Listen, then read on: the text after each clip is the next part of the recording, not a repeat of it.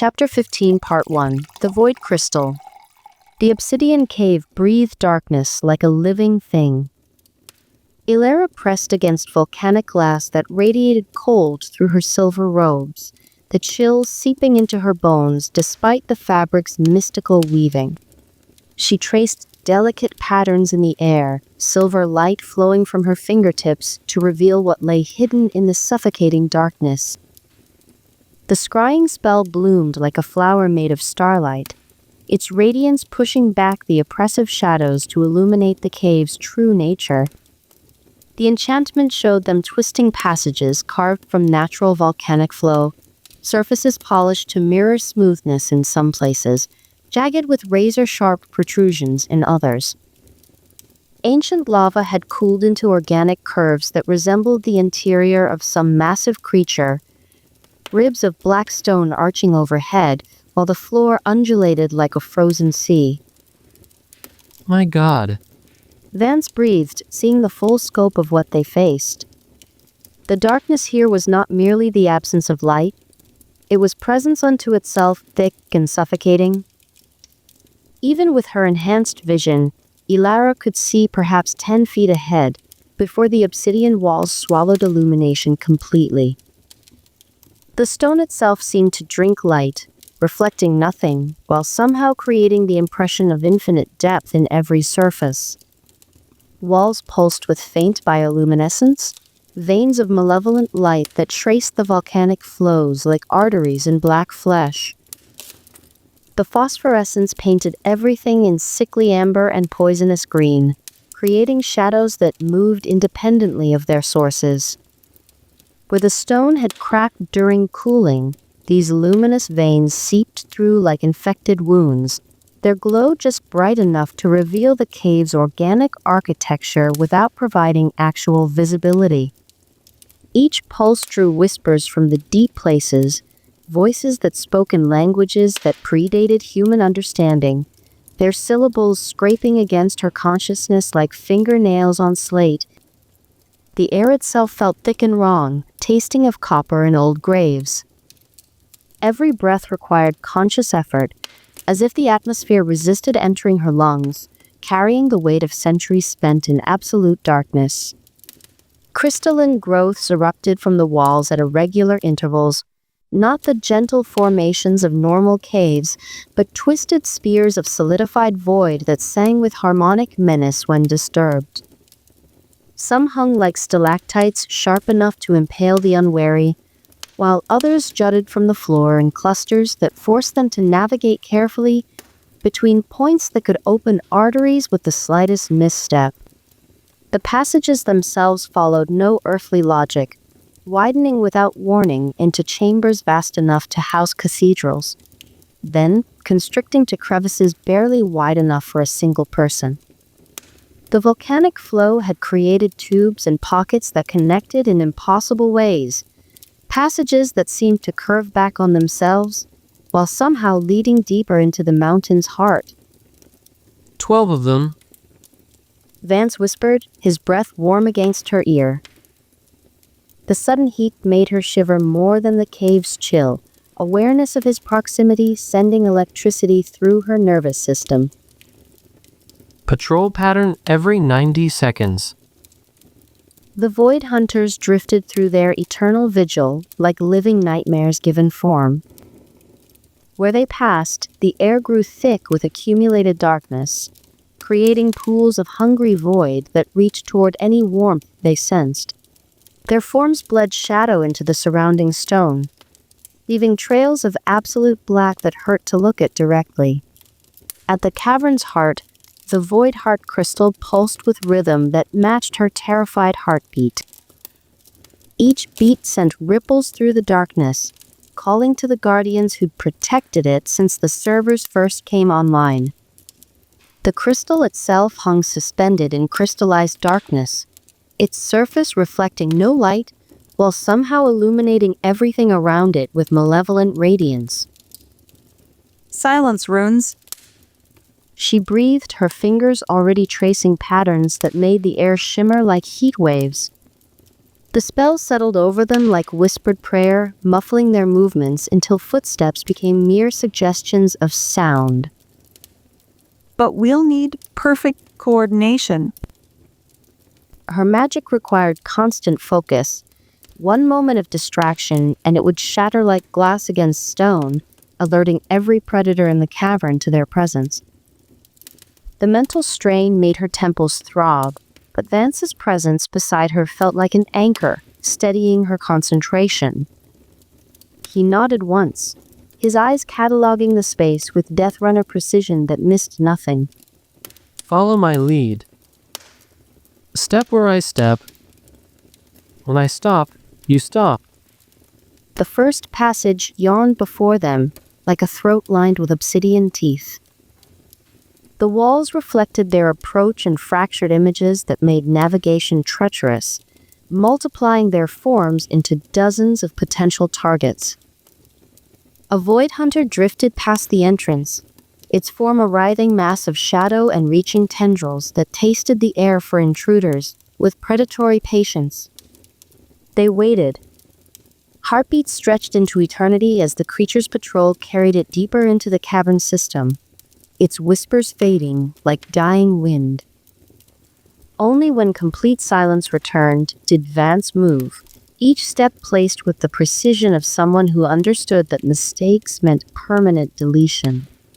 His hand found hers in the darkness, calloused fingers intertwining with hers. The contact sent warmth racing up her arm, not magical, but something more immediate and human. His skin felt rough from countless battles, but his touch was gentle, careful not to hurt while providing the connection they both needed. "Trust me," his grip said without words. "I won't let you fall." They moved as one entity through corridors designed to amplify fear. Each step required perfect placement on surfaces that might be solid stone or projections of crystallized void.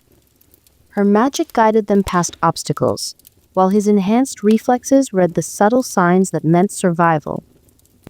The particular quality of shadow that indicated depth, the way air moved around hidden dangers. The passage narrowed, forcing them closer together. Elara could smell him now, leather and steel and honest sweat, the scent of someone who earned his survival through strength and skill, rather than purchasing it with credits. The proximity made her pulse quicken, for reasons that had nothing to do with fear. A tendril of shadow reached toward them from an alcove they hadn't noticed. Darkness given substance and hunger. Vance's arm swept her against his chest before conscious thought, his body forming a barrier while her runes blazed brighter, turning the darkness away like water from stone. For a moment they stood pressed together, her face against his leather armor, breathing in the scent of determined courage, and something indefinably masculine that made her stomach flutter.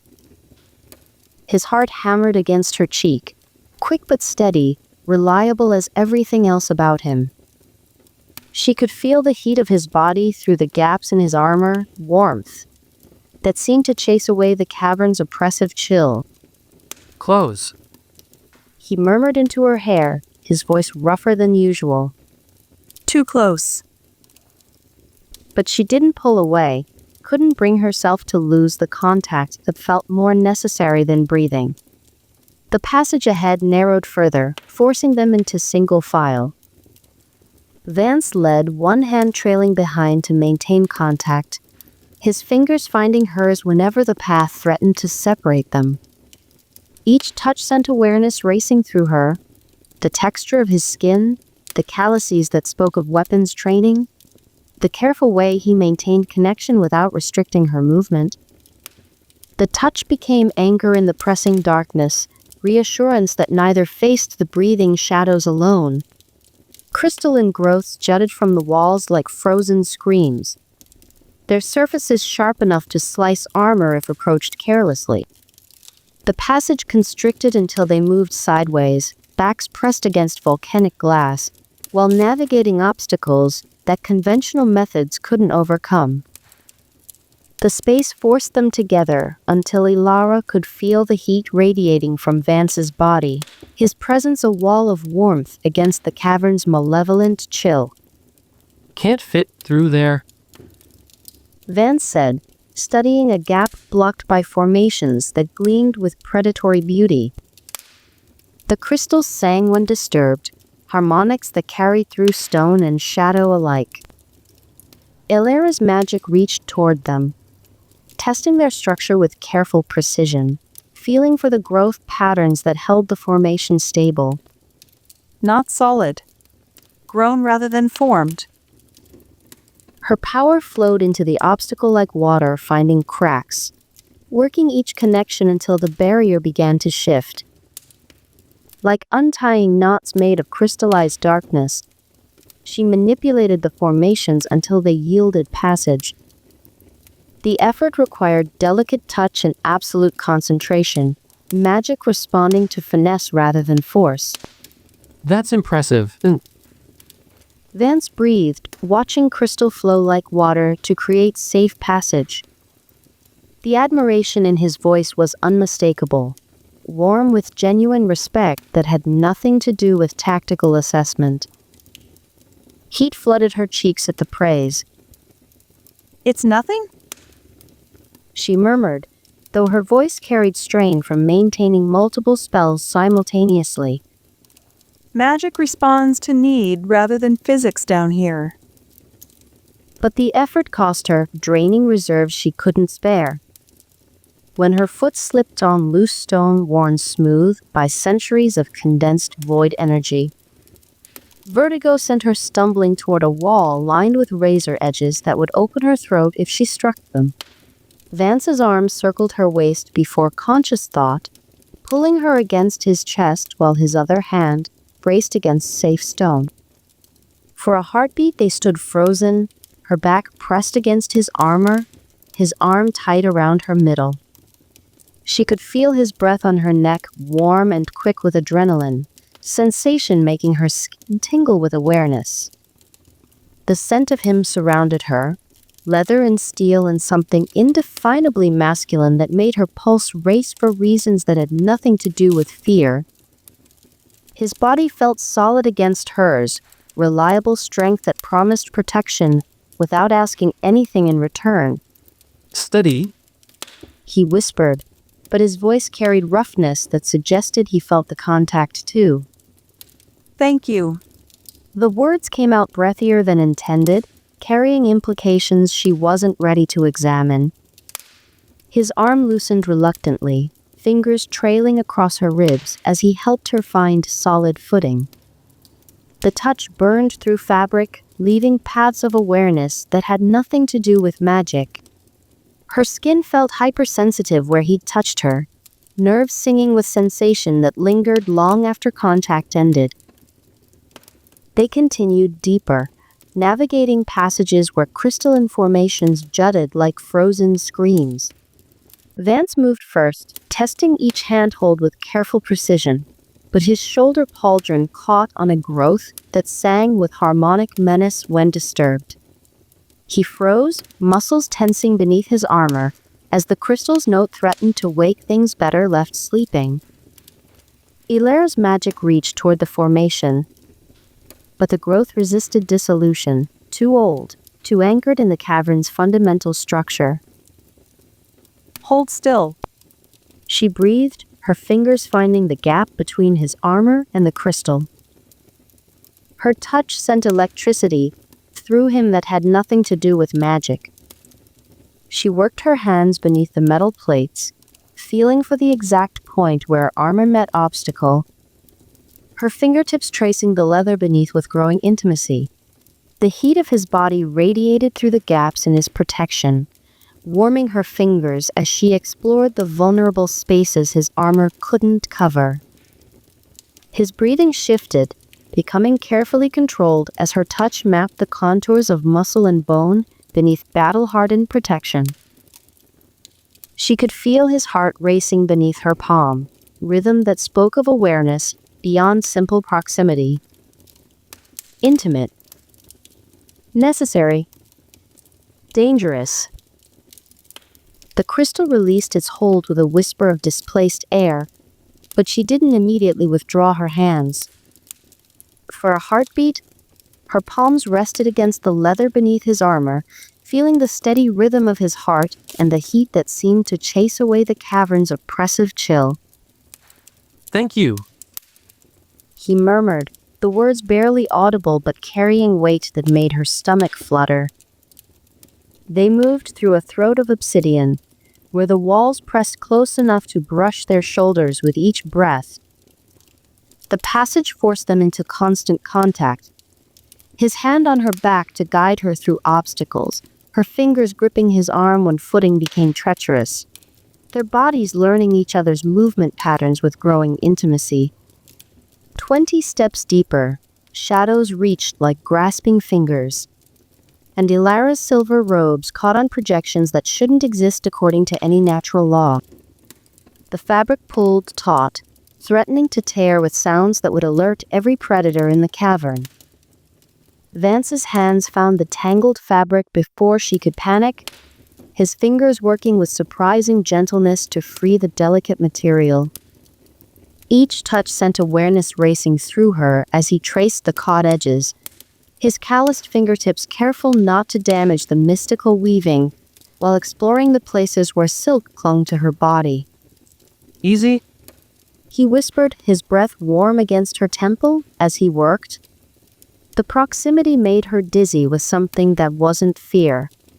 One hand steadied her while the other freed her robes, the contact burning through fabric until she found herself leaning into his touch.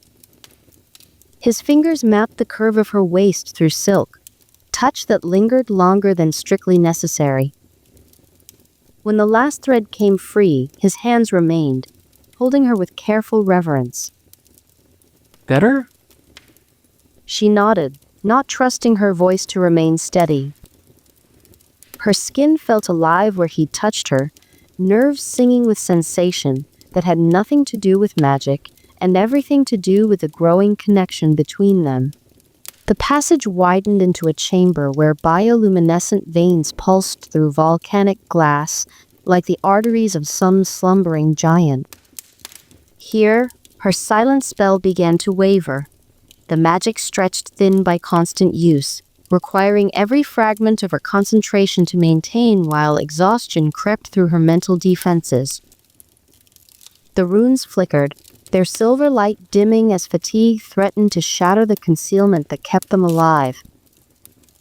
Sweat beaded on her forehead despite the cavern's chill, her hands trembling with the effort of maintaining spells beyond her normal limits. Vance saw the strain immediately. Without word or gesture, he became absolutely still, not the restless stillness of someone forcing patience, but the complete motionlessness of a predator in perfect hiding. He didn't fidget with his weapons, didn't scan their route ahead, didn't even shift his weight. For 90 seconds that felt like hours, he simply waited while she poured everything into stabilizing the spell. His faith in her abilities felt absolute, unquestioning. No impatience in his posture, no doubt in his expression, no pressure that might break her concentration. Just soldier's patience that said he would wait as long as necessary for her to succeed, that her struggle mattered more than his discomfort. The magic settled, runes blazing back to steady silver light. She met his eyes, seeing quiet approval that warmed her more than any praise. The look he gave her carried recognition, not just of her skill, but of her determination, her courage. Her worth is something more than hired help. They descended carved steps that gleamed with condensed void energy, each stone worn smooth by centuries of shadow-touched moisture. The footing proved treacherous, made worse by bioluminescent slime that coated every surface with phosphorescent malice. Vance tested each step before committing his weight, but when he reached for a handhold that might crumble under pressure, Elara's hand was already there. She caught his wrist before conscious thought, her fingers wrapping around his bracer as the stone flaked away under his touch. Her other hand pressed against his back, steadying his balance while he found secure purchase. The movement felt natural, inevitable, her body anticipating his needs before her mind processed them. Good catch, He said, his voice carrying something warmer than gratitude. Getting predictable.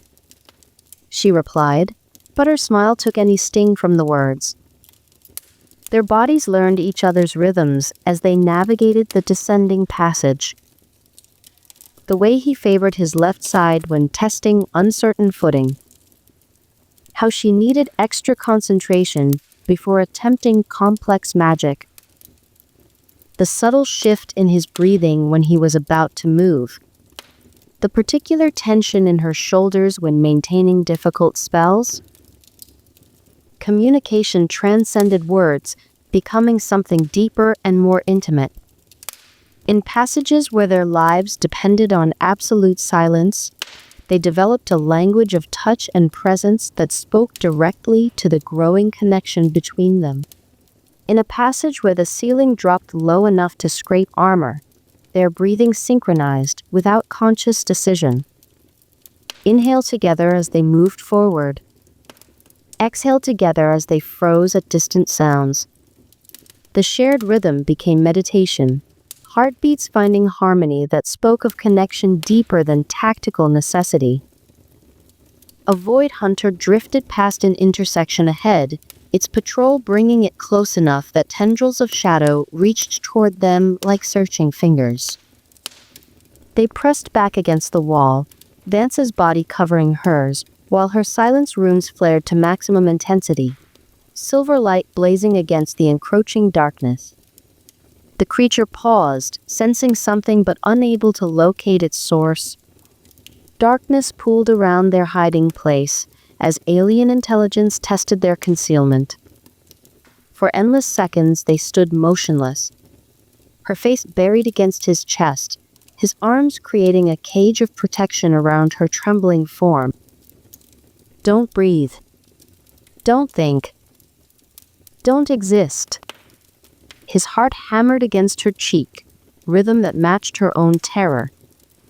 But beneath the fear something else stirred. Awareness of his strength, his warmth, the way his body fit against hers like pieces of a puzzle finding completion. Her hands gripped his armor, fingers exploring the gaps between plates where leather showed beneath, and she found herself wanting to touch the skin beneath. The hunter moved on, its whispers fading to nothing, but they remained pressed together. Hearts hammering with adrenaline and something else entirely. Recognition that their partnership had evolved beyond tactical necessity into something that made her pulse race for reasons that had nothing to do with danger. almost there. He murmured, but made no move to release her. I know. But her hands remained fisted in his armor, unwilling to lose the contact that had become more necessary than breathing. Heat built between them despite the cavern's chill, awareness that transcended the immediate danger. Her body responded to his proximity with increasing intensity, skin growing sensitive where he touched her, pulse quickening when he spoke, a growing ache that had nothing to do with fear and everything to do with desire. She'd never felt this purely before. The crystal chamber lay just ahead, pulsing with hungry light that drew whispers from every shadow in the cavern. Whatever waited there would test not just their skills, but the connection building between them with every shared breath, every moment of intimate contact. The void heart crystal hung suspended in crystallized darkness, pulsing with light that hurt to observe directly. Around it, a dozen void hunters maintained eternal vigil, their forms drifting in patterns that had remained unchanged since the world's creation. The air itself felt thick with malevolent purpose, every surface reflecting shadows that moved independently of any light source. Elara studied the Guardians' movement, with professional assessment, cataloging their patrol timing, while fighting down terror at the environment that echoed her worst nightmares. Julian's scenarios had prepared her for tentacled violations, but this felt different. Older, hungrier, more patient in its malevolence. 90-second cycles. She whispered, her breath warm against Vance's ear as they crouched behind a formation of crystallized void. But they overlap. No safe windows. Don't need windows. His voice carried Deathrunner certainty that made her stomach flutter with something that wasn't entirely fear. Need perfect timing. He mapped their approach with tactical precision, identifying handholds and cover points that might provide concealment. But the crystal's location offered no hiding places. They would have to claim it in full view of guardians who could delete them with a thought. Magic first. He said, his hand finding hers in the darkness.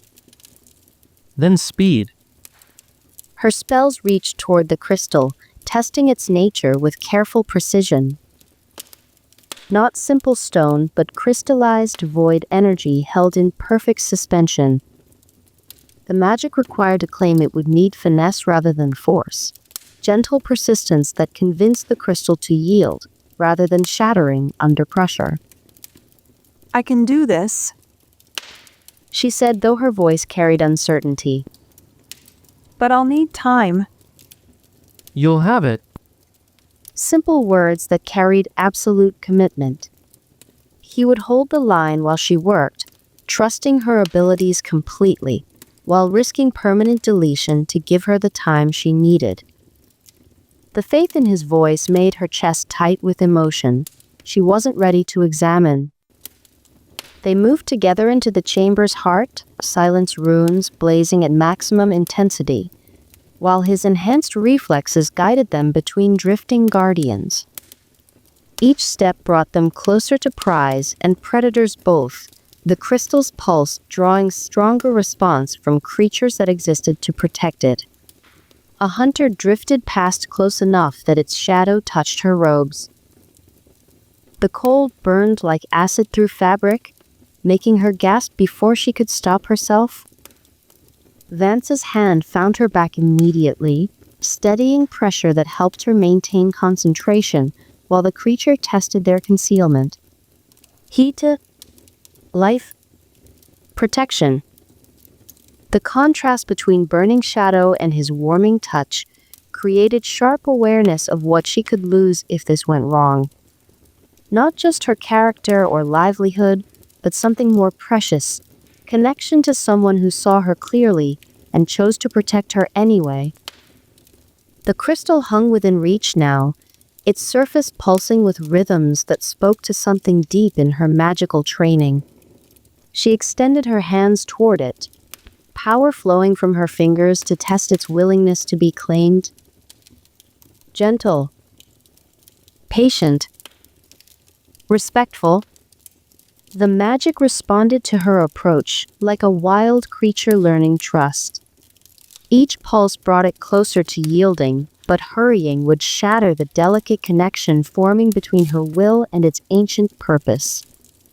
Behind her, Vance maintained perfect stillness, while hunters drifted through their eternal dance. His presence anchored her concentration, creating safe space where she could work without fear.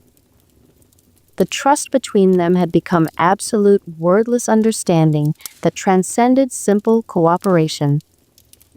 The crystal's surface yielded to her touch, darkness flowing like liquid shadow between her fingers. As her hands closed around its radiance, she felt its power settling into her bones, not corruption but completion, void energy finding harmony with her existing magic. She turned to find Vance watching her with expression that made her breath catch. Something had shifted in his eyes. Not calculated partnership, but recognition of something deeper and more dangerous. The way he looked at her now carried heat that had nothing to do with tactics and everything to do with desire. She could see building behind his careful control.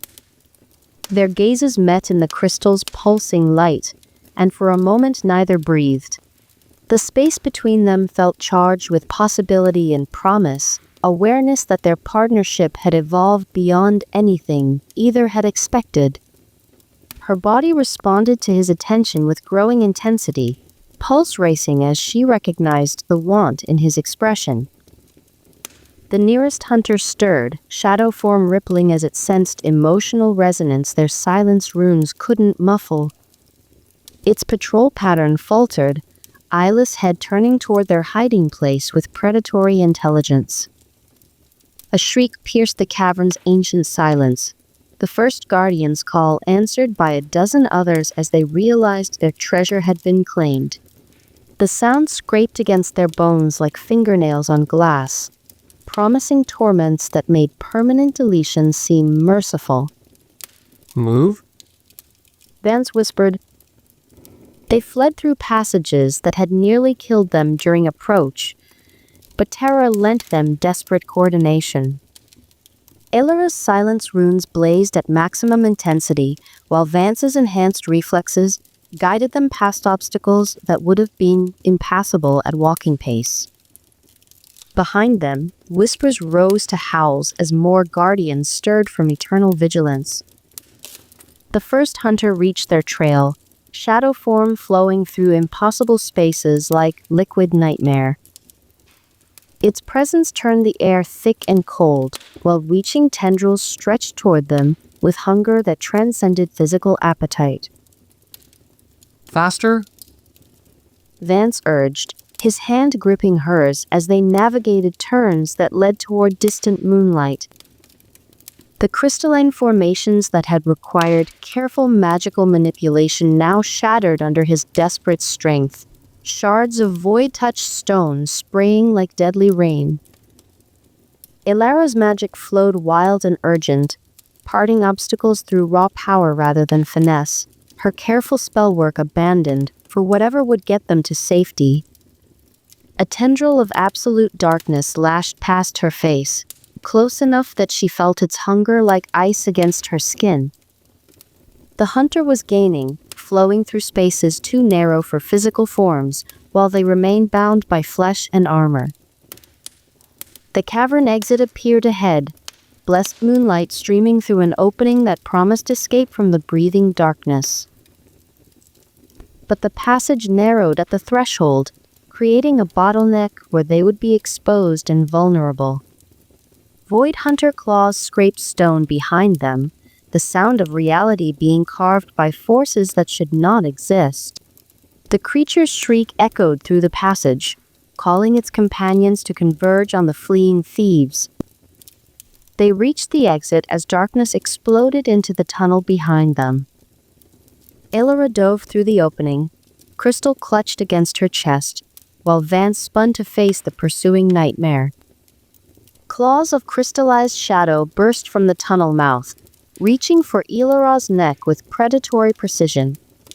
Time crystallized as Deathrunner reflexes engaged, distance, velocity, the mathematics of salvation measured in milliseconds. Equilibrium swept in a massive arc, its blade charged with every drop of sacrifice energy Vance could channel. The greatsword's enhanced edge struck the tunnel's keystone with explosive force, crimson light blazing against obsidian walls. Rock shattered with thunder that shook the mountain. The tunnel mouth collapsed in an avalanche of volcanic glass and ancient stone, sealing the hunters in their breathing darkness while their prey escaped into clean moonlight. They collapsed against safe stone, hearts hammering with adrenaline, and something else entirely. The crystal pulsed in Elara's hands, its dark radiance painting their faces in shades of possibility and promise. But all she could think about was the way he'd looked at her in those final moments before they fled. Heat and recognition and desire that made her skin burn with warmth she'd never acknowledged before. Chapter 15, Part 2, The Phoenix Nest. Neri? We need to get going. Elara's eyes fluttered open, awareness returning with a disorienting shift from dream to reality. She was pressed against Vance's shoulder, his armor warm beneath her cheek despite the mountain air's bite.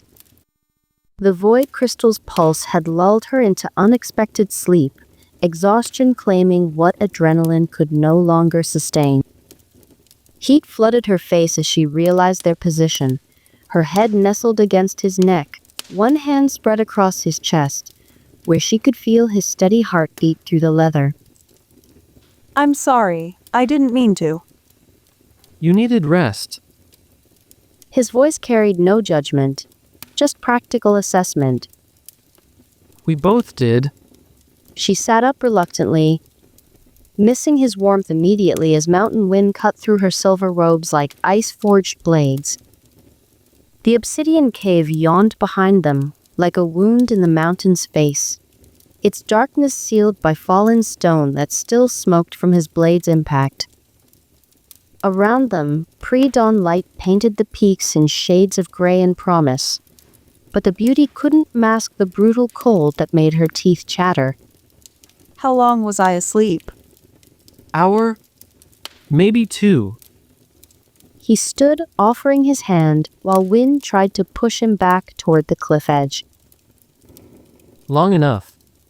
She accepted his help up, their fingers intertwining naturally as he pulled her to her feet. The contact sent familiar electricity through her, but this time she didn't immediately let go. His grip steadied her against gusts that seemed determined to pluck them from the narrow ledge. The next peak? There. He pointed across the obsidian ridge to where Mount Perith clawed at the sky with fingers of blackened stone. Wind howled through the gap between peaks, carrying the promise of worse weather ahead. 3 hours if we push hard. They gathered their gear in companionable silence, movements synchronized by growing familiarity. The void crystal pulsed against her ribs as she secured it, while Vance checked his climbing equipment with methodical precision. Each buckle, each knot tested against the wind that seemed eager to tear their preparations apart. The path over the ridge demanded careful navigation through formations that gleamed like dark mirrors in the growing light. Wind-carved obsidian created a maze of razor edges and unstable spires, each step requiring careful placement on surfaces that the elements had spent centuries sharpening. Volcanic glass crunched beneath their boots while gusts strong enough to lift a person howled between the stone teeth. Each step carried them higher, until they crested the obsidian mountain to reveal Mount Perith in all its volcanic majesty. Elara craned her neck back, studying the peak that rose impossibly steep before them. A wall of black basalt, carved by ancient eruptions into overhangs and knife-edge ridges. Wind screamed across its face with voices like tortured spirits, while ice formed and shattered in constant cycles that left the stone treacherous with frost. The mountain seemed alive with malevolent intent, every surface designed to throw climbers into the abyss that yawned below. Distant thunder rumbled from the summit, though no clouds marked the crystalline sky. Second thoughts? Vance asked, adjusting his climbing gear, while wind tried to tear the equipment from his hands. Daily. Hourly. She tested her rope's enchantment, silver light flowing through the fibers, like captured starlight. The magic felt sluggish in the thin air, requiring extra effort to maintain its protective weave. But we need this. The void crystal pulsed against her ribs where she'd secured it, a constant reminder of what they had already achieved together. But Mount Perith demanded different sacrifices. Not stealth and silence, but endurance and absolute trust against forces that wanted them dead. Magic first. Vance said, studying the cliff face with tactical assessment. Then strength. Her anchoring spells settled into the stone, finding purchase points that defied the mountain's hostile nature. Where conventional pitons would fail in the crumbling rocks scoured by centuries of wind, her magic created bonds that could hold their combined weight through any storm. The enchantments sang with harmonic tension as gusts tried to tear them loose. Ready? They began to climb. The first pitch tested muscle and bone as wind tore at their forms with icy talons that seemed to have physical weight. Each gust threatened to peel them from the rock face, invisible hands grabbing at their clothing and equipment with supernatural persistence. Vance led, his enhanced strength finding handholds where normal climbers would see only smooth stone scored by endless storms. Behind him, Elara followed with fluid grace, her movements guided by magic that read the mountain's moods. Sensing where the wind would strike next, feeling the rhythm of gusts that could dash them against stone, or fling them into empty air. Her robes snapped like banners in the constant gale, the fabric's enchantments the only thing preventing it from shredding on the knife-sharp stone. Loose rock. He called down, voice barely carrying over the wind's shriek. She adjusted her protection spells, creating a barrier that turned falling stones into harmless dust.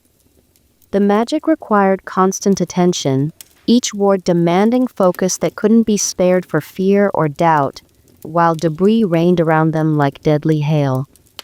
They climbed as the morning light strengthened, finding rhythm in the vertical dance despite nature's attempts to destroy them. Wind buffeted them from impossible angles, sometimes lifting them against the stone, other times trying to tear their grip loose with force that made their bones ache. Vance led up a section where the rock face tilted beyond vertical, his enhanced strength the only thing keeping them from peeling away into empty air. Here the wind created its own weather, updrafts and downdrafts that fought each other with them caught in between. Pressure changes that made their ears pop and their vision blur. Anchor point. He called down, his voice tight with strain as wind tried to steal the words from his lips. Elara's magic reached toward the stone, seeking purchase in rock that wanted to crumble at their touch, while hurricane-force gusts threatened to tear her concentration apart. The spell required delicate threading. Too much force and the stone would shatter, too little and it wouldn't hold their weight, when the wind decided to test it with the full fury of the heights. She felt the exact moment when the magic took hold, fibers of light weaving through microscopic fractures, just as a particularly vicious gust tried to rip them both from the mountain. Her spell sang under the strain but held firm, allowing him to reach for the next handhold while the wind howled its frustration. Set. She called back, her voice nearly lost in the gale. He committed his full weight to her anchor without hesitation, trusting work he couldn't see or test while wind tried to convince gravity to pull harder. The magical hold groaned under forces that defied calculation, but it held firm against both his weight and nature's assault. 30 feet higher, her concentration wavered as fatigue crept through her mental defenses. The thin air made every breath a conscious effort, while the constant wind battered her focus like physical blows. The protection spell she'd been maintaining flickered, its silver light dimming as exhaustion scattered her thoughts like leaves in a storm. Vance stopped immediately. Not because she'd said anything. The wind would have stolen her words anyway. But somehow he felt the change in her magical rhythm, the slight hesitation that meant her spells needed attention, while the mountain prepared to kill them both. He braced himself against the cliff face, muscles locked in position, while gusts tried to tear him loose like a tick from skin. His arms burned with the strain of holding position while wind hammered him with the persistence of a smith working hot iron. But he remained absolutely motionless until her magic blazed back to steady silver. Ready? She breathed, though the wind swallowed her voice before it traveled 3 feet. Only then did he move, reading her readiness in the renewed strength of her protective barriers. 20 moves later, When he shifted weight to test a hold that looked suspicious, her hand was already reaching up to steady his ankle. She couldn't see what he was testing from her position below, but her body had learned to read the subtle changes in his posture. The particular way he balanced before committing to questionable stone. The tension that meant he was fighting both the mountain and the wind. The hold crumbled under his touch, fragments disappearing into the howling void below, but her grip kept him steady while he found secure purchase. They moved together like dancers who'd rehearsed for years, each anticipating the other's needs before conscious thought could interfere with survival. 200 feet up, the real challenge began. The cliff face turned vertical, then negative, hanging out over empty air like a stone wave, frozen at the moment of breaking. Here the wind became something beyond natural force, a living entity that grabbed at them with invisible claws, trying to tear them from their precarious holds and fling them into the abyss that yawned hungrily below. Problem. Vance said, his words nearly lost as wind screamed past his helmet with the fury of a dozen storms. Elara joined him on the narrow ledge, pressing close to examine their route while gusts tried to pluck them both from the mountain's face. The warmth of his body felt like salvation in the thin air that cut their lungs with each breath, while his steady presence helped calm her racing pulse, despite the wind's attempts to drive them both mad with its constant assault. Not impossible, she said, though uncertainty colored her voice as she studied the overhang that jutted into space, like a stone tongue extended to mock their efforts. but it'll cost everything I have. Then we find a different route. The simple certainty in his voice steadied her more than any reassurance could have, even shouted over wind that seemed determined to steal their words along with their lives. No pressure to perform beyond her limits, no demand that she sacrifice safety for progress. Just practical assessment and willingness to adapt. No. She studied the overhang with growing determination, her hair whipping around her face like silver serpents in the constant gale. I can do this. But if I fall? You won't. His eyes met hers with absolute conviction, unwavering despite the wind that tried to force him to look away. I won't let you. Her magic reached toward the stone, finding the microscopic fractures where her spells could take hold, despite the wind's attempts to scatter her concentration like ash. Not simple anchoring now, but architectural magic, creating handholds from empty air, bridging gaps with crystallized force, while hurricane-strength gusts tried to tear her work apart before it could solidify. The first handhold materialized like glass made solid, gleaming with inner light against the dark stone, while wind shrieked around its impossible existence. Vance tested it with his full weight, trusting her work completely while she poured more energy into the next anchor point, fighting both exhaustion and the mountain's attempts to kill them. They moved across the overhang like dancers performing in empty air, each step requiring perfect coordination between his strength and her magic, while wind tried to tear them apart with the patience of erosion and the fury of avalanches. When her spell holds wavered under strain, his grip tightened to support them both. When his muscles shook with exhaustion, her magic lifted their combined weight until he could recover. The wind here had personality, malevolent intelligence that seemed to study their movements, waiting for the perfect moment to strike. Gusts would die to near stillness just long enough for them to commit to a move, then explode back to life with forces that tried to tear their fingernails from their hands. Halfway across her vision grade, the magical drain hit like a physical blow, made worse by the thin air that made every breath a struggle. Her fingers went numb, while her concentration scattered like snow in a blizzard, and the handhold she'd been creating flickered, starting to dissolve just as Vance committed his weight to it, with wind trying to tear him into the void. No. Not now. Not when he needs me. She pulled power from reserves she didn't know she possessed, crystallizing the hold just as his grip found purchase, while a particularly vicious gust tried to peel them both from the mountain like bark from a tree. But the effort left her swaying, her protection spells faltering.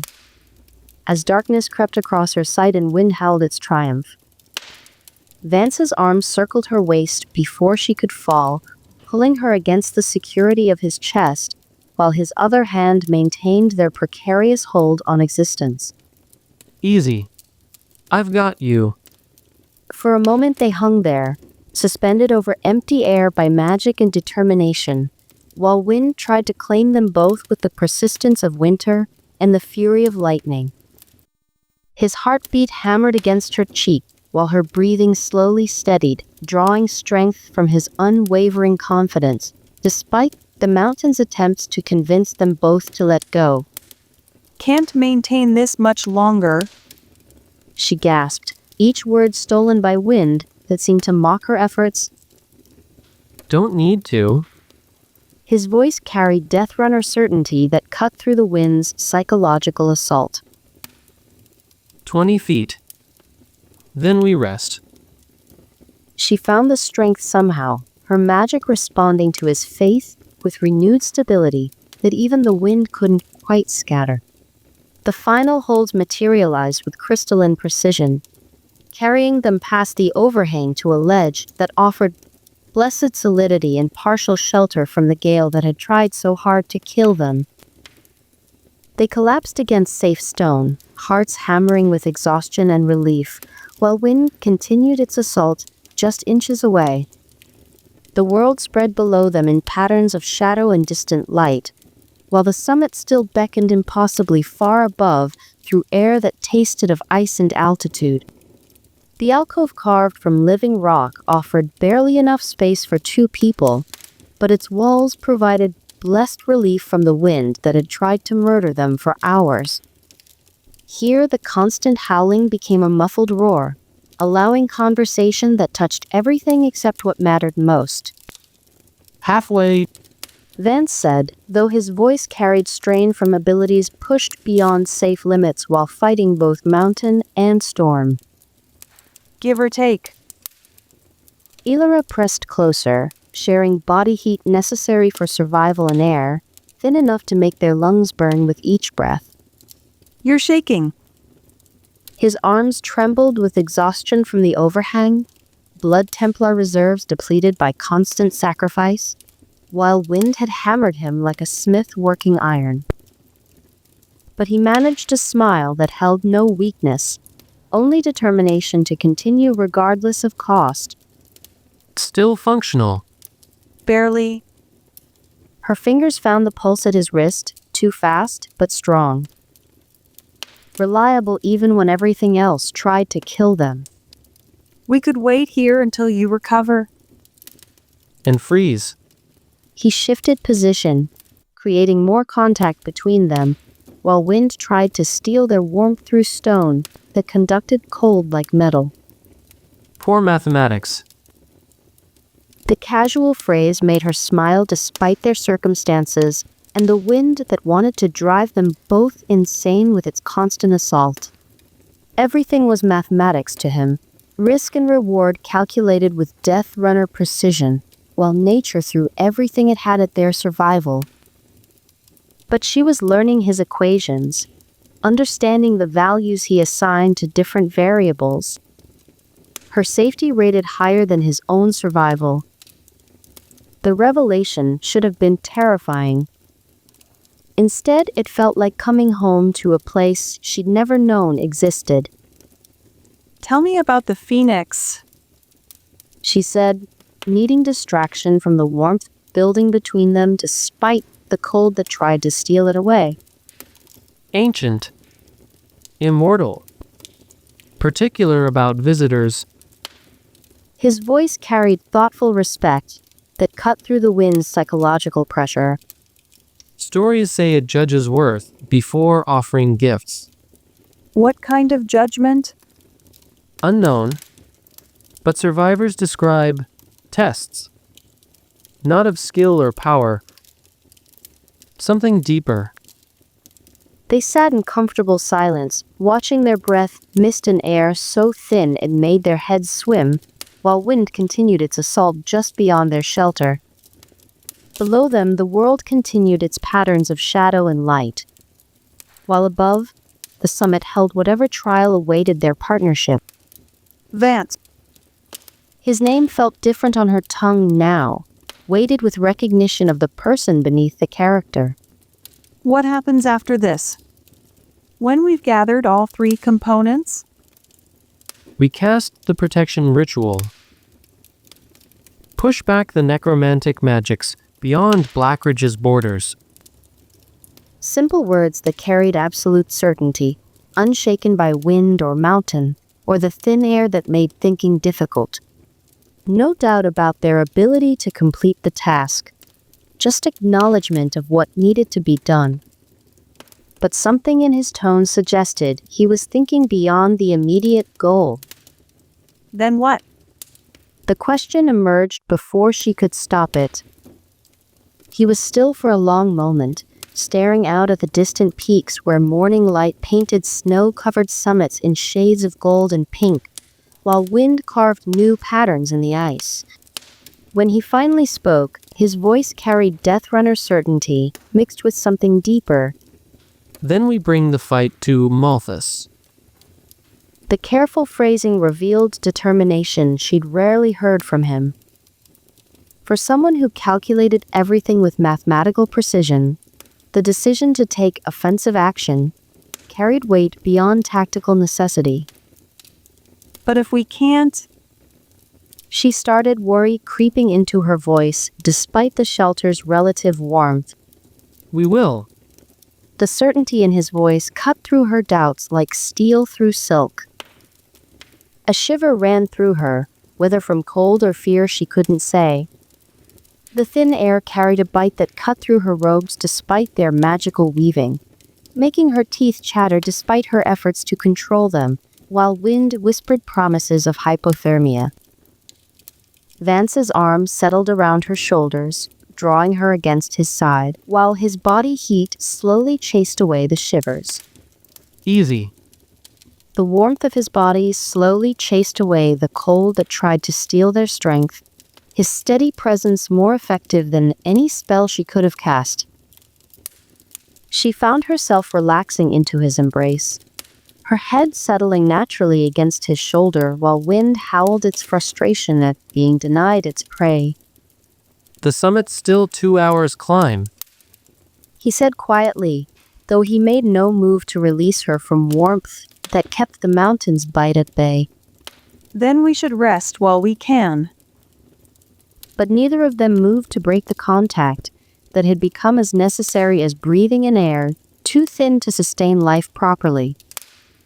They prepared to continue in silence, heavy with unspoken promises.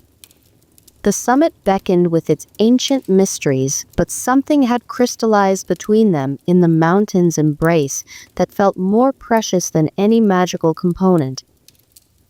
Whatever the Phoenix demanded, they would face it together.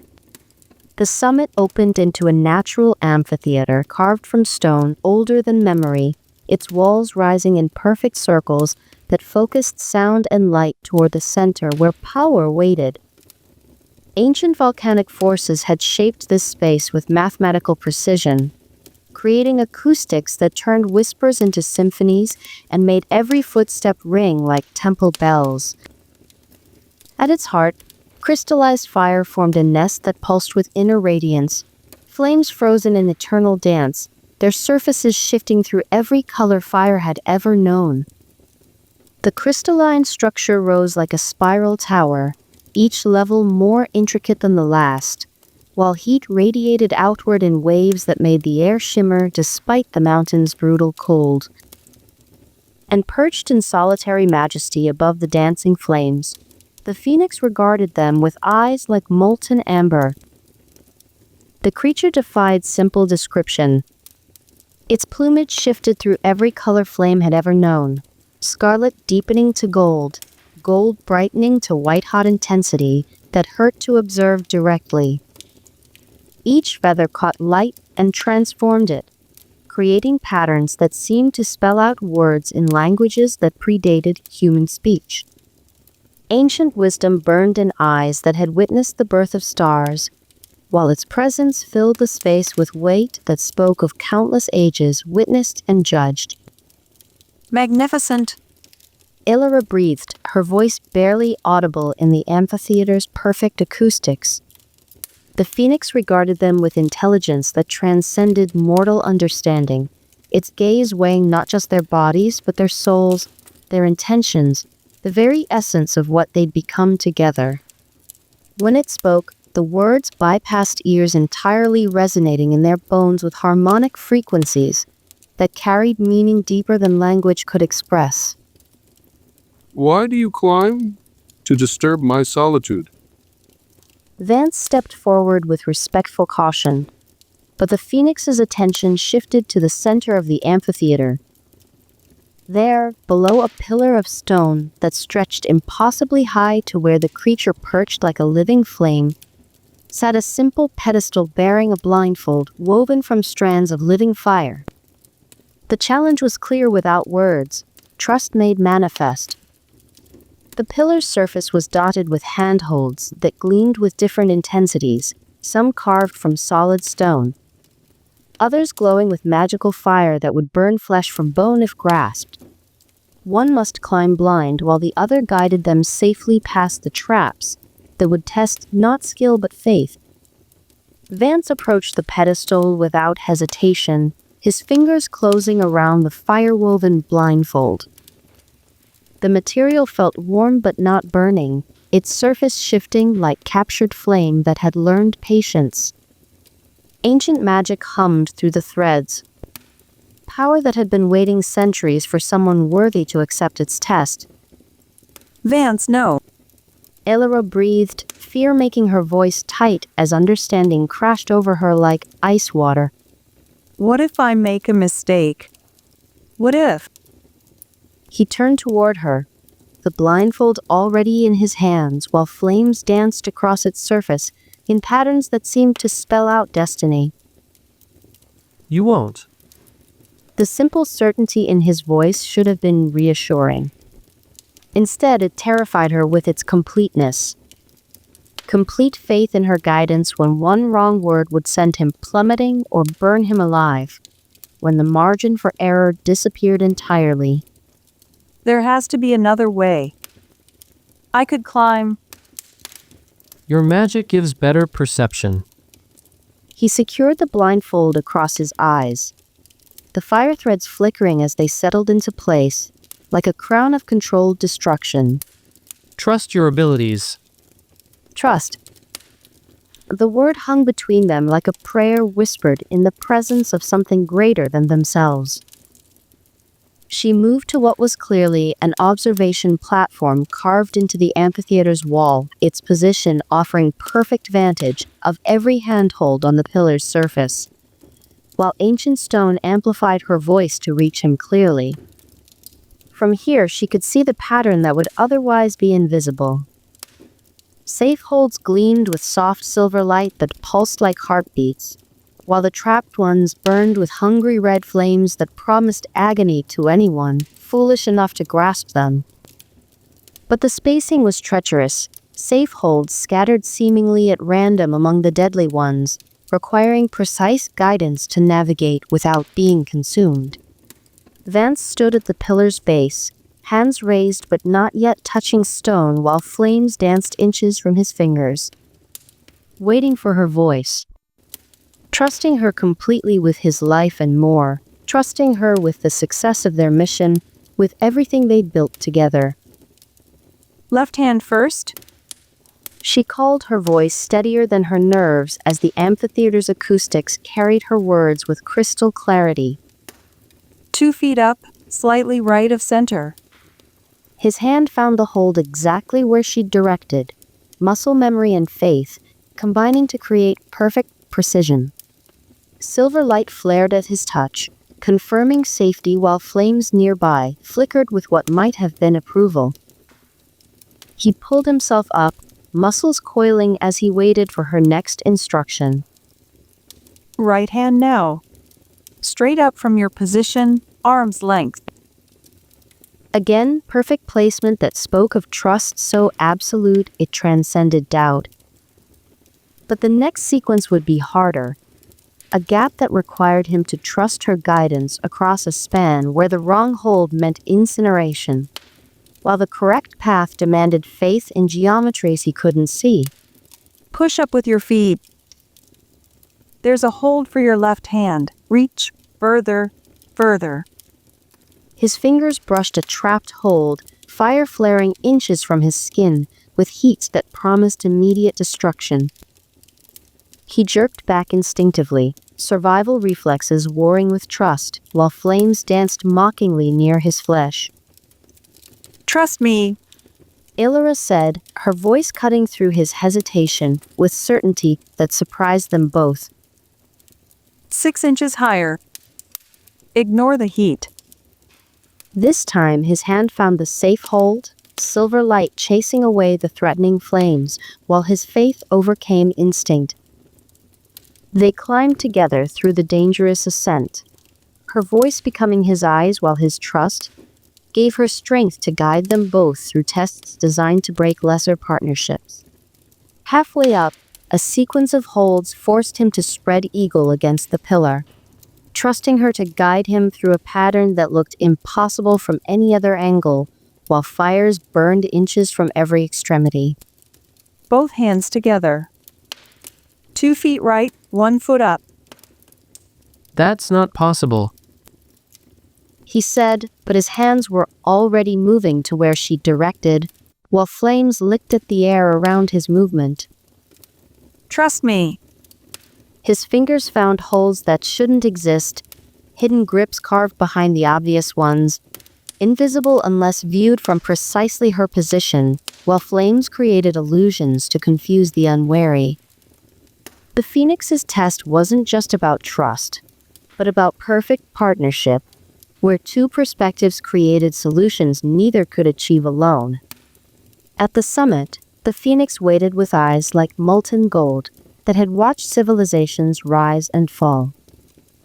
It studied Vance's blindfolded face with ancient intelligence, then looked down at Elara on her platform, measuring what it saw in their perfect coordination, partnership that transcended mere cooperation to become something greater than the sum of its parts. Slowly, deliberately, it extended one perfect wing.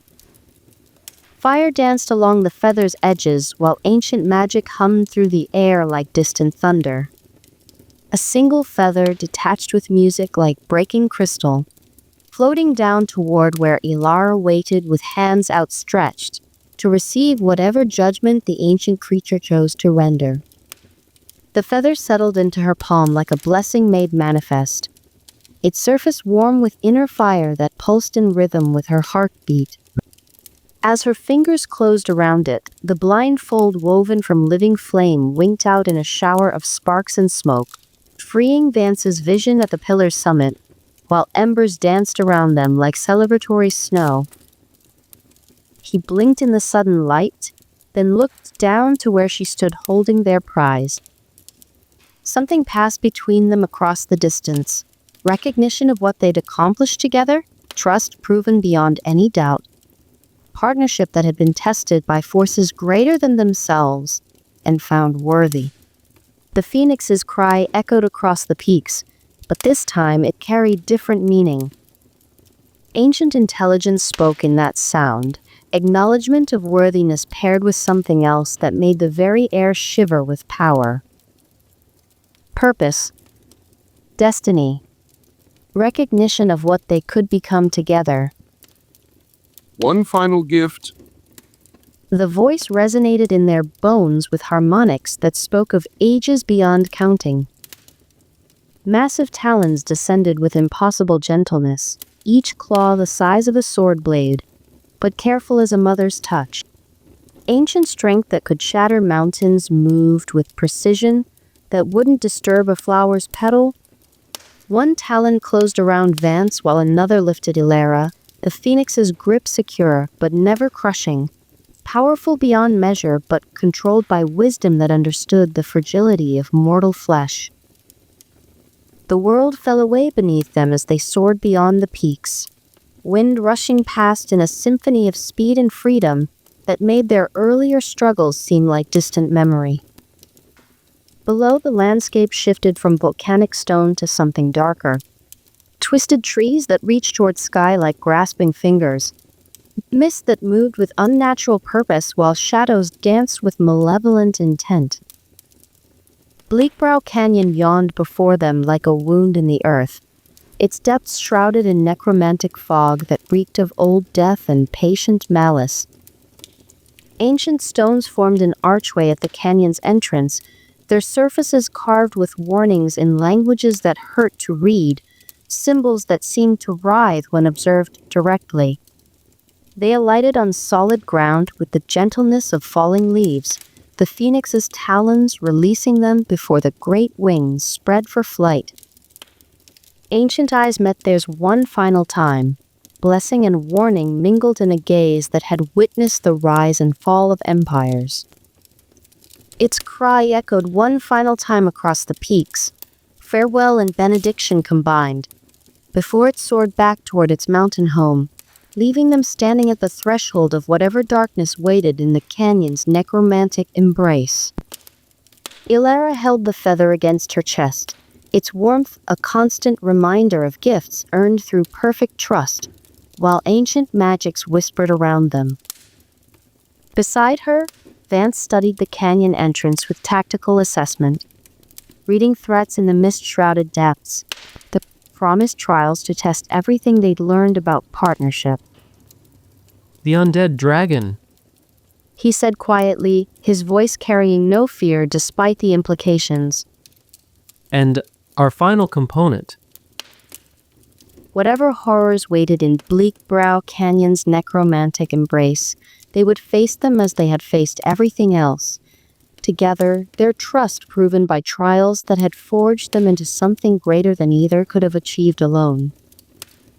Chapter 15, Part 3, Morthak the Undying. Bleakbrow Canyon reeked of ancient death and forgotten magic. The narrow gorge wound between walls of black stone that wept with condensed malice. The sound never stopped, a constant susurrus of corruption that burrowed into their minds and refused to leave. Elara pressed a cloth against her nose, but nothing could block the stench that seemed to seep. The walls themselves seemed alive with malevolent intent, their surfaces carved with symbols that hurt to observe directly. Ancient runes writhed when she looked at them sideways, spelling out curses in dead languages while moisture beaded between the carvings like infected tears. The stone felt warm to the touch, not the honest heat of sunlight, but the fever warmth of something diseased and dying. This place remembers every death. She whispered, her voice muffled by fabric that did nothing to filter the corruption from the air. Vance's hand found the small of her back, steadying pressure that helped her navigate the treacherous footing without looking down at what crunched beneath their boots. Stay close. The corruption gets worse the deeper we go. Above them, the canyon walls leaned inward like grasping fingers, their edges meeting in places to create a tunnel effect that blocked out most of the sky. What light filtered through carried a sickly green tinge that made everything look diseased, as if viewed through the eyes of something long dead. The air hung thick with more than moisture, presence that watched from every shadow, intelligence that tracked their movement with predatory patience. Bones crunched underfoot with each step, fragments that ranged from delicate bird skulls to femurs thick as tree trunks. Some belonged to creatures that might once have been natural, deer, wolves, bears twisted by exposure to necromantic energy. Others defied classification entirely, their shapes suggesting anatomy that had never walked under clean skies. Each footfall released new stenches, marrow gone to paste, fragments of rotting flesh that clung to ancient bone, the sweet, sick smell of things that should have decayed centuries ago, but lingered in states between death and putrefaction. The very ground squelched underfoot, saturated with fluids that seeped from the walls and pooled in depressions carved by countless years of corruption. The phoenix's feather pulsed warm against her chest, its clean fire a small comfort against the oppressive atmosphere. The heat it radiated created a tiny bubble of warmth that pushed back against the canyon's chill, but even its purifying presence felt muted here, as if the surrounding corruption actively sought to smother anything pure. Beside it, the void crystal hummed with darker resonance, its energy signatures recognizing kindred malevolence in the canyon's depths. The two artifacts seemed to war against each other, light and darkness, creation and entropy, while her body became the battlefield where opposing forces met. Something's watching us, She said, though she couldn't pinpoint the source of unease that crawled up her spine like ice water in her veins. The sensation was constant now, eyes that followed their movement from alcoves carved into the canyon walls, intelligence that cataloged their weakness, while calculating the perfect moment to strike. Every shadow seemed to pulse with awareness, every distant sound carried the whisper of things that observed without being seen. Been watching since we entered. Vance's voice carried grim certainty, his enhanced perception reading threats in the corrupted landscape that normal senses would miss. Patient. Waiting for us to come to it. The path descended through pools of stagnant water that reflected nothing, despite the sickly light filtering from above. Their surfaces lay dark as mirrors made from liquid shadow, perfectly still despite the moisture that dripped constantly from the weeping walls. Things moved beneath those waters, pale shapes that might once have been fish, now twisted into forms that hurt to observe directly. Occasionally, something would break the surface with a wet plop that echoed strangely in the confined space. Ripples would spread outward in patterns that seemed too perfect, too calculated, before the water returned to its mirror-smooth stillness. The silence that followed felt expectant, as if the entire canyon was holding its breath. A sound echoed from the depths ahead, not quite breathing, not quite wind, but something that spoke of massive lungs drawing air through passages lined with decay. The noise came at regular intervals, a rhythm that suggested something vast and patient waiting in the darkness beyond sight. Morthak. Vance said simply. The name hung in the poisonous air like a curse-given voice, syllables that seemed to make the canyon walls pulse with anticipation. Somewhere in the distance, something shifted in the shadows, movement too large and deliberate to be natural settling, but too subtle to identify clearly. Elara's protective spells flared brighter in response to the growing malevolence, silver light pushing back the encroaching corruption with effort that required constant focus. But the canyon seemed to drink her magic, pulling at the edges of her spells like quicksand, trying to drag down anything that struggled against it. They rounded a bend where the canyon walls opened into a vast chamber carved from living stone. The space felt ancient beyond measure, its ceiling lost in shadows that seemed to writhe with independent life. Stalactites hung like the teeth of some massive predator while the floor was carpeted with treasures that gleamed with tarnished malevolence, gold gone green with verdigris, gems that caught light and twisted it into sickly hues. And there, coiled among treasures of bone and tarnished metal like a serpent made from nightmares, waited death given form and purpose. Morthak the Undying raised his massive skull with movement that sent tremors through the chamber floor. The undead dragon defied description while demanding it, a creature that had been magnificent in life, now transformed into something that made magnificence itself seem obscene. Empty sockets burned with fires that had never known warmth. Violet flames that danced without fuel, while casting shadows that moved independently of any light source. Bone and sinew held together by malevolent will alone, the dragon stretched nearly 100 feet from snout to tail tip. Where scales should have gleamed with reptilian beauty, exposed ribs showed through gaps in flesh that refused to rot completely. His wings spread like torn sails against the chamber's ceiling. Membrane stretched between bones that gleamed white as bleached ivory. Each breath he drew made the air itself shiver, moisture condensing and falling like poisonous rain, while the temperature dropped several degrees. When he shifted position, bones creaked with sounds like ship timbers in a storm, while his claws carved furrows in solid stone as easily as fingers through sand. Mortals. The dragon's voice bypassed their ears entirely, resonating through their bones with harmonics that made their teeth ache. Each word carried weight that pressed against their consciousness like physical force, syllables that tasted of grave dirt and broken promises. You reek of life. Oh. Refreshing. Vance drew equilibrium, the massive blade singing from its sheath with harmonics that answered the dragon's malevolent presence.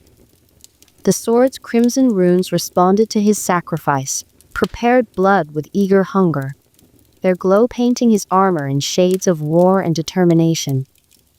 We need one scale.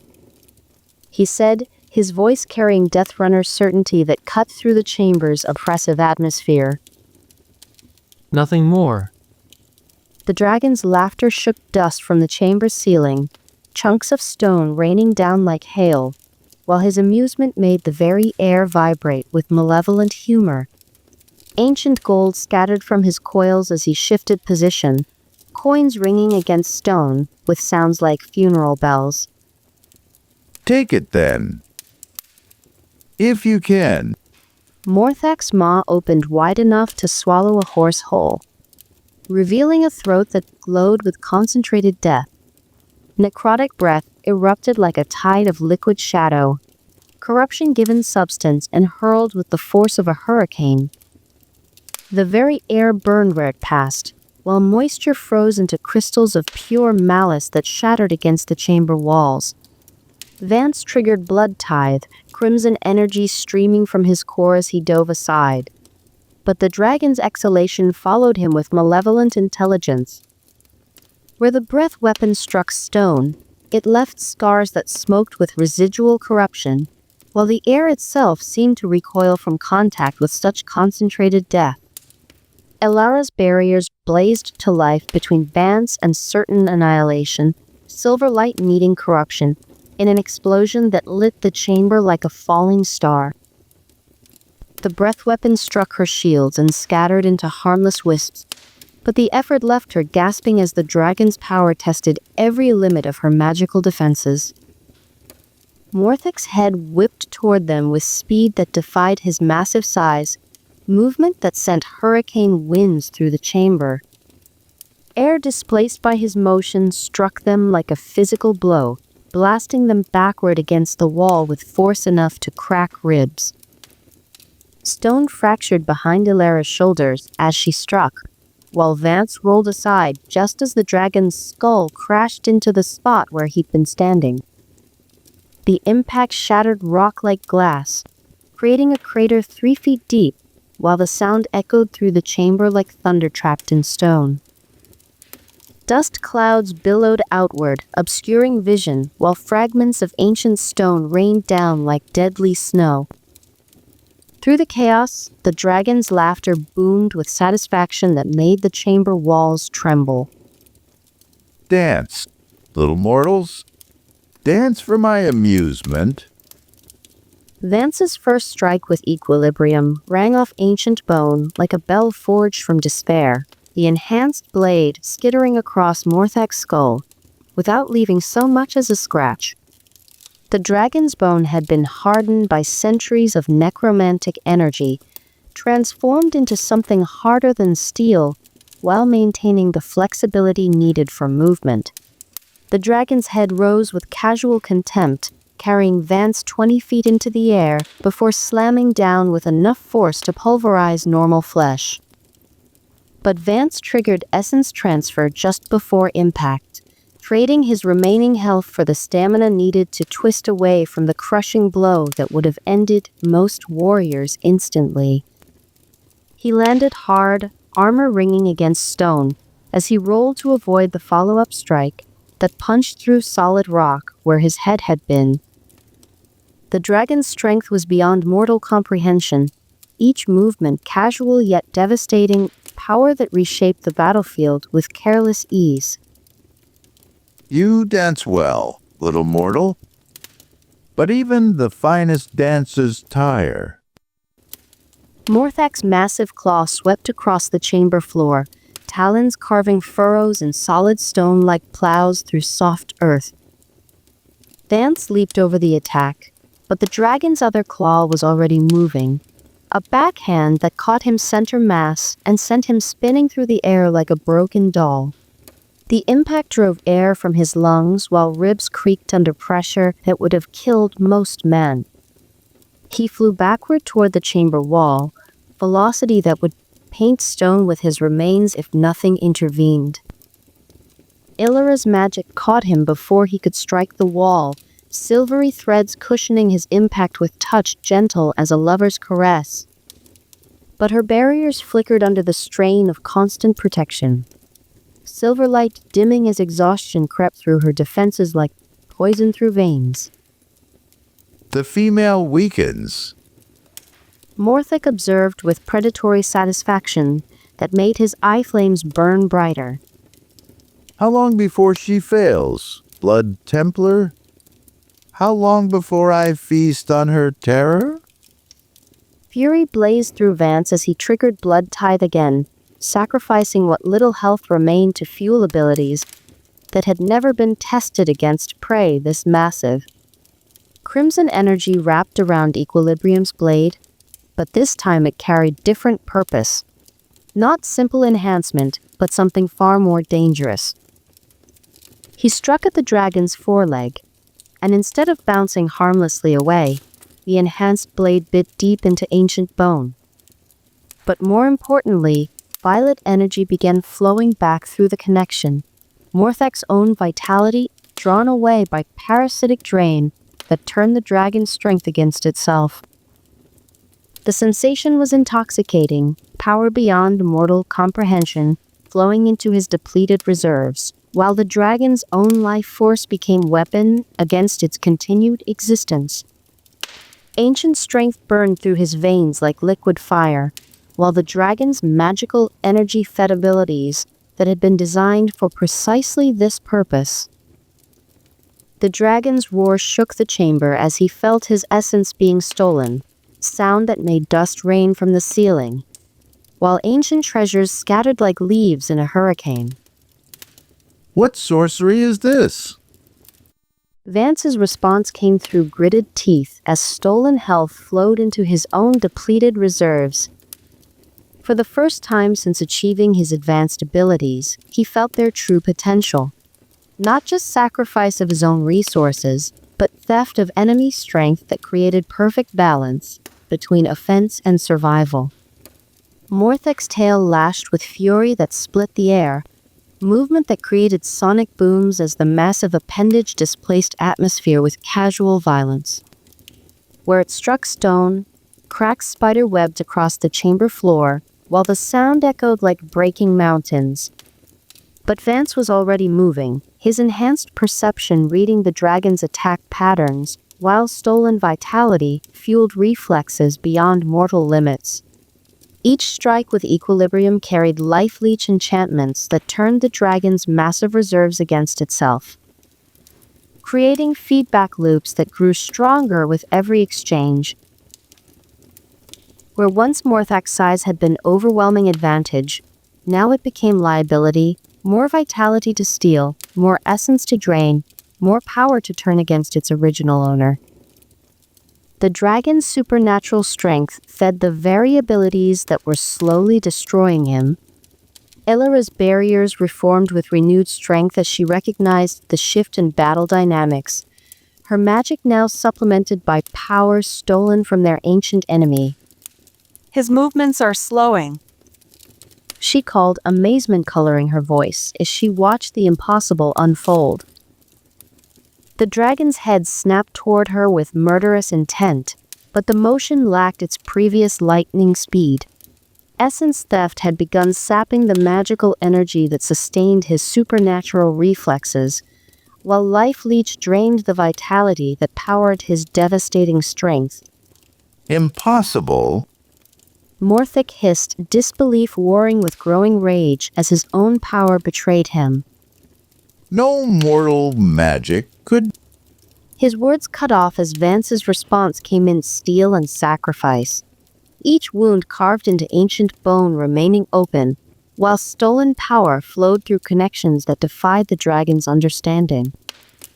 The creature's own magical reserves fueled the assault against him, creating cascading failure as his strength fed his destruction.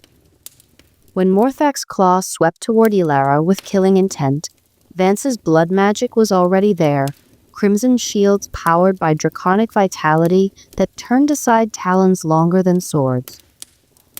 Where necrotic energy gathered around her position, his stolen mana powered barriers that made corruption slide away like water from stone. The dragon struck with increasing desperation, his massive claw catching Vance across the chest with bone-crushing force that spoke of millennia, spent perfecting the art of destruction. Armor crumpled like paper under the impact, metal screaming as it compressed, while ribs snapped with wet cracks that echoed through the chamber. Vance flew backward, blood streaming from his mouth in bright arterial sprays as he struck the wall hard enough to leave a crater in the stone. Pain blazed through his nervous system like liquid fire, while his vision grayed from trauma that would have killed most warriors instantly. Before he could even register the full extent of his injuries, Elara's healing magic found him through their growing connection. Silver light flowed through the gaps in his shattered armor, her power threading between broken ribs to mend bone and muscle with touch, more intimate than any caress.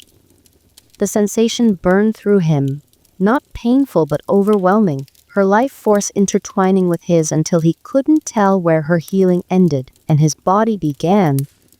Magic flowed between them with intensity that transcended simple spell casting, becoming communion that spoke of bonds deeper than tactical partnership. Better? She called, her voice strained from the magical effort that had pulled him back from death's threshold. Functional. He gasped, rolling aside as Morthak's tail hammered the wall where he'd been lying, stone exploding into fragments that filled the air with deadly shrapnel. Across the chamber, necrotic energy began gathering around Elara's position, like a storm of concentrated death. The corruption moved with purpose that spoke of ancient intelligence, seeking to corrupt everything pure while her barriers flickered under assault that ate through her defenses layer by layer. Vance's response was immediate and devastating.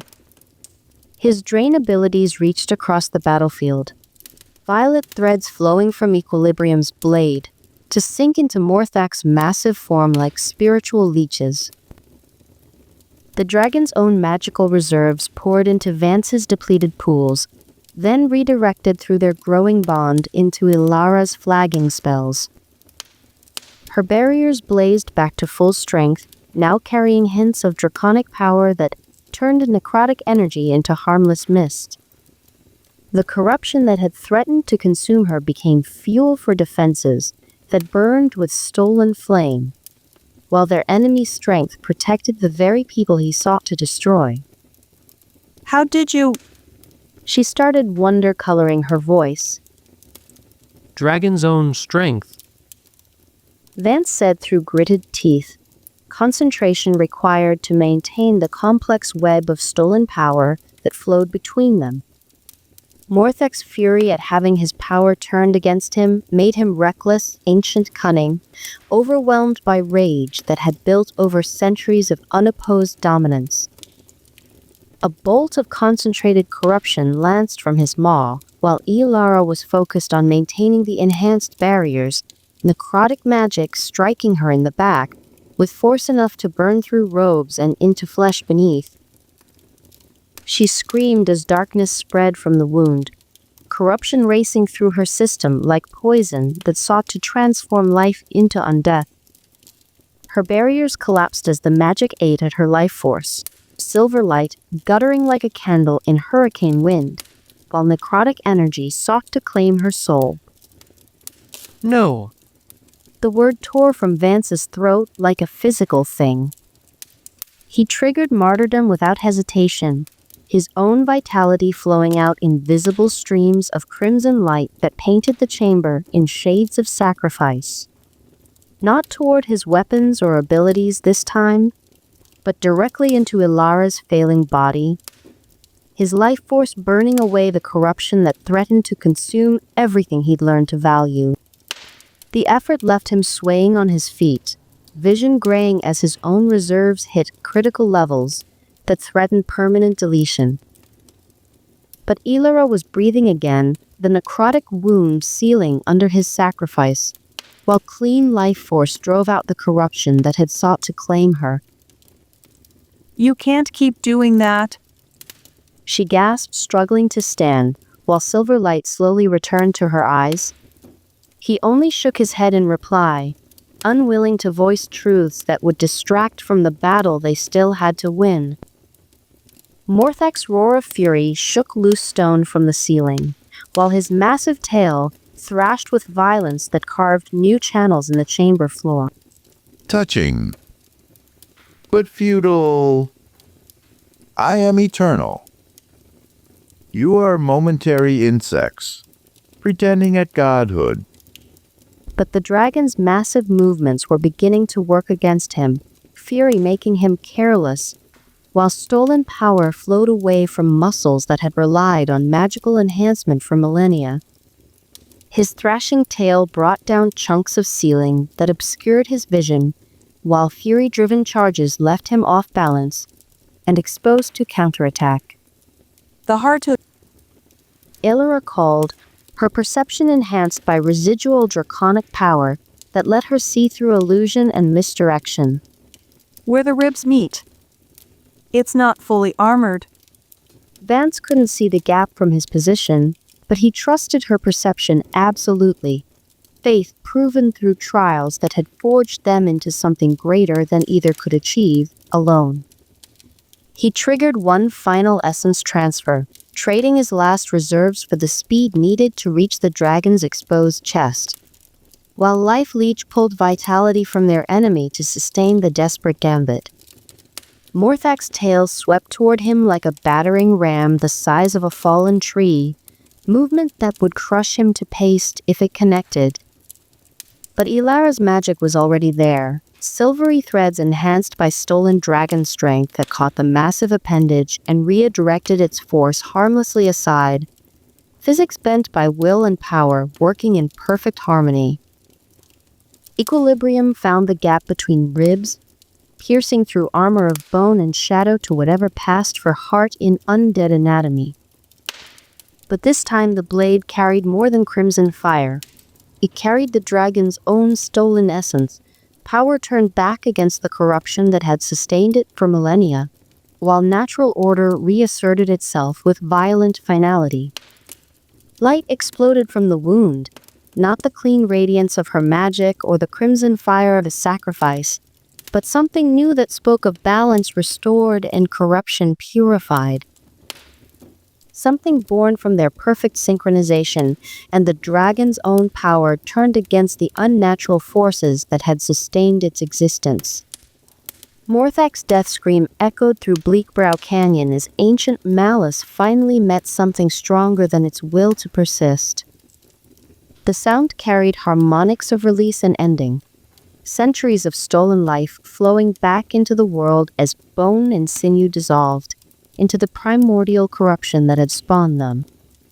The dragon's form collapsed inward like a structure with its supports removed, massive bones crumbling to dust, while necromantic energy dispersed in ways that made the air itself taste cleaner. Where the creature had coiled among stolen treasures, now only settling ash remained. Where the massive heart had been, a single scale gleamed like captured midnight. Their final component, secured through valor shared and power reclaimed from darkness itself. The artifact pulsed with contained energy that spoke of purposes beyond simple protection, magic that had been purified through their combined efforts. In the sudden silence that followed the dragon's destruction, their labored breathing sounded unnaturally loud. The chamber felt different now, no longer oppressive with ancient malice, but somehow cleansed by the violence that had purged corruption from stone that had known only darkness for centuries. Even the air tasted cleaner, though the scent of settling dust and dispersed magic hung heavy in the atmosphere. Elara stared at the settling remains of something that should never have existed, her mind struggling to process what they'd accomplished together. Morthak had been a force of nature, ancient beyond measure, and powerful enough to challenge gods. Yet they had faced it and emerged victorious through partnership that transcended individual capability. The scale lay amid settling dust, its surface reflecting light that came from within rather than without. The artifact pulsed with gentle radiance that seemed to cleanse the very air around it, corruption fleeing before its purified presence. We did it.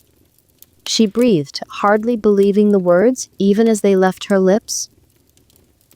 Before conscious thought could interfere, she threw herself advance, her arms wrapping around his neck, as relief and triumph crashed over her like a breaking wave. He was solid and warm and gloriously, impossibly alive despite the battle that should have killed them both. Proof that they had achieved the impossible through trust and shared sacrifice. For a heartbeat, she pressed against him completely, feeling his heart hammering against her chest, while his arms instinctively encircled her waist. The contact sent electricity through every nerve, but more than simple attraction, recognition of partnership that had transcended anything she'd imagined possible, connection forged in combat and proven through trials that would have broken lesser bonds. His armor was warm from exertion and battle, while his scent carried honest sweat, mixed with something indefinably masculine that made her pulse race. She could feel the steady rhythm of his breathing, proof of life that made her eyes burn with tears she refused to shed. Then awareness struck like cold water against heated skin. She pulled back sharply, heat flooding her cheeks, as she realized how completely she'd abandoned professional distance. How thoroughly she'd revealed feelings that had no place in their partnership. Her hands fell to her sides, fingers tingling from where they touched the warm skin at the base of his neck. I'm sorry.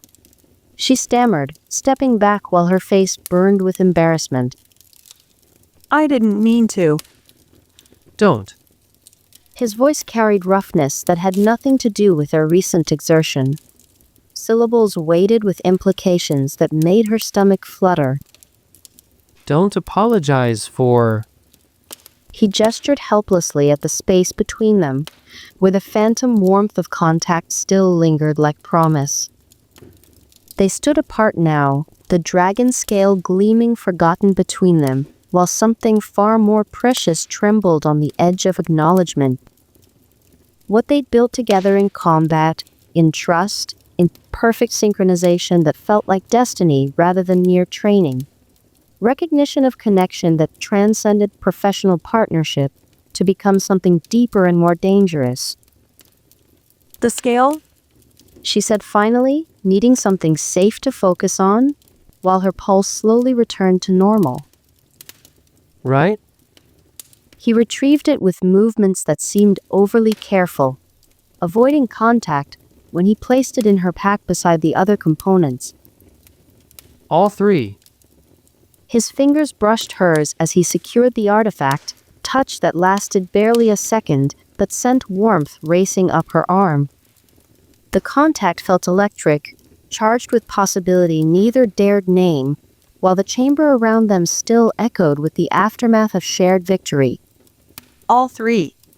She agreed, though her voice carried tremor that had nothing to do with their recent peril, and everything to do with the way he looked at her now. Recognition mixed with want that made her breath catch. The chamber felt different now, no longer oppressive with ancient malice, but charged with possibility neither dared name. Above them, something shifted in the shadows, a flicker of movement that might have been falling dust or might have been something else entirely, reminder that their trials were far from over.